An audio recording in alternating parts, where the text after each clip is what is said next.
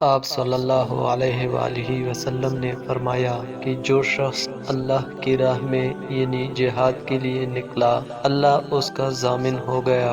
اللہ تعالیٰ فرماتا ہے، اس کو میری ذات پر یقین اور میرے پیغمبروں کی تصدیق نے اس سرفروشی کے لیے گھر سے نکالا ہے۔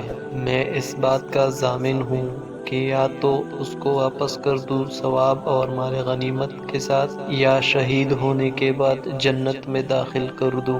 رسول اللہ صلی اللہ علیہ وآلہ وسلم نے فرمایا، اور اگر میں اپنی امت پر اس کام کو دشوار نہ سمجھتا تو لشکر کا ساتھ نہ چھوڑتا، اور میری خواہش ہے کہ اللہ کی راہ میں مارا جاؤں، پھر زندہ کیا جاؤں، پھر مارا جاؤں، پھر زندہ کیا جاؤں، پھر مارا جاؤں۔ ان حضرت صلی اللہ علیہ وآلہ وسلم نے فرمایا، جو کوئی رمضان میں راتوں کو ایمان رکھ کر اور ثواب کے لیے عبادت کرے، اس کے اگلے گناہ بخش دیے جاتے ہیں۔